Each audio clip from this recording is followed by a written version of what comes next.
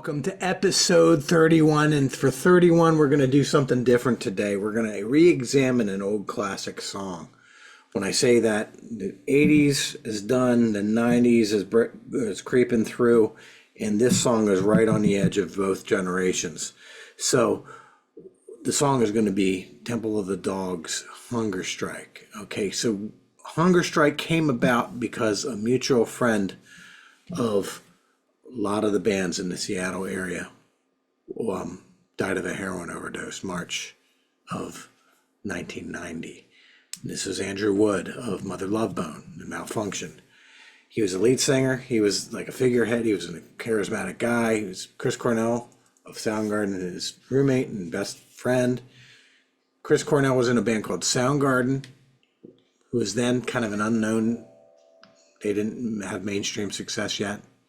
They were an unknown band that were recording really cool songs for people who they were in the know, but not they didn't. The mainstream didn't catch up with them. MTV didn't catch up with them really. So with that said, Andrew Wood dies. Chris Cornell writes the song and say, let's put an album together to commemorate Andrew Wood, and that's what Temple of the Dog was. Hunger Strike was the hit and the single and the video. So the band consisted of people that were in Mother Love Bone, somewhat. We had Stone Gossard, we have Jeff Ament from Mother Love Bone. We had this new guitar player named Mike McCready, who would later be the Pearl Jam guitar player, because this is around the same time that Pearl Jam is Mother Love Bone gave birth to Pearl Jam, breaking up. Mother Love Bone breaking up gave birth to Pearl Jam. And Eddie Vedder was in town, and Eddie Vedder was, he was kind of new to the scene. It's like some sources say that he was auditioning in the auditioning process of the band, which this was his audition. That's crazy to think about. Whether it's true or not, I don't know. I wasn't there. But with that said, so Matt Cameron on drums, which is in Soundgarden, and Chris Cornell on vocals and guitar. Okay? So 3 guitar players. Okay? Jeff Ament, 2 singers. Anyway, with that said, that is the formation of Temple of the Dog tribute album on A&M Records, recorded in 1990, months after Andrew Wood died. And this is also in the formative years of Pearl Jam. We're not Pearl Jam yet. So that is the backstory. So Chris Cornell's vision of Temple of the Dog was, we're going to write lyrics like we write lyrics, not like what people are used to. It's like if you listen to the he doesn't mind stealing bread from the mouths of decadence is probably a lot of what was going on in 1990, but it's like it certainly, like from Chris Cornell's perspective, the music industry is probably rife with a lot of that. So with that said, written by Chris Cornell, one of the best duets of all time. Okay, unknown singer, a broke unknown singer. The guy was nobody knew who he was. He was a guy just came out of nowhere. So with that said, we're going to talk a little bit about what makes the guitar parts great on this, or what's going on with the guitar. So the key thing in the guitar parts are these. It's a broken chord, 2 broken chord passages, and then like a heavy riff. When we talk about broken chording,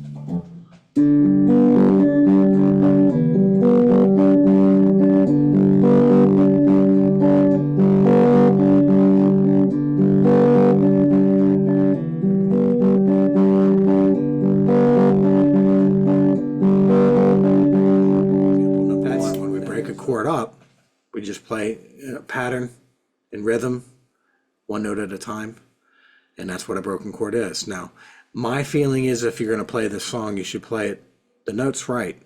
You're picking, you can choose on your picking. Now, in the music that is going to accompany this lesson, I have something that I have picked out. So it's going to be like down, down, down, down, up, down, down, up, down.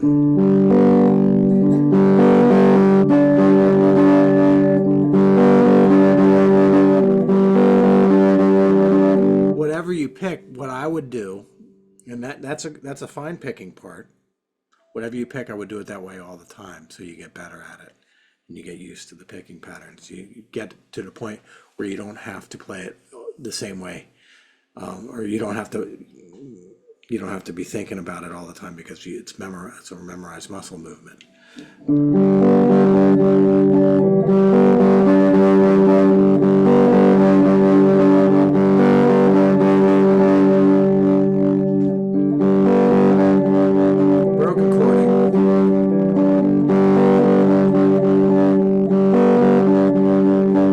There's later in the song, Jeff Ament, the bass player, comes up with this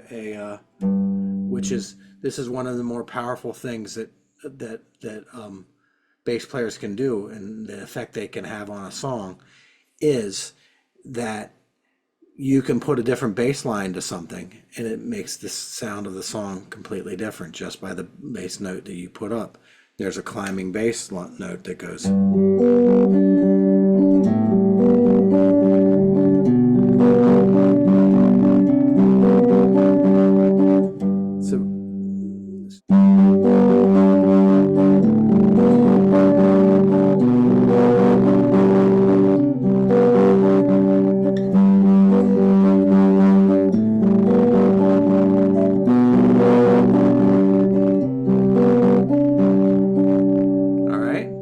So that's you can try that. You can try that out.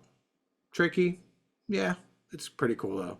So now there's going to be one part in this song that's completely rocking that happens a couple times, and that's why the song is in drop D, because of this part.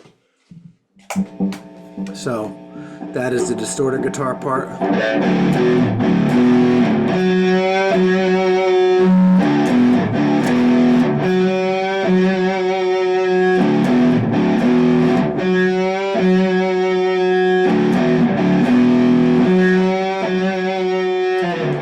So that is kind of what Soundgarden kind of like, that was one of their principal sounds.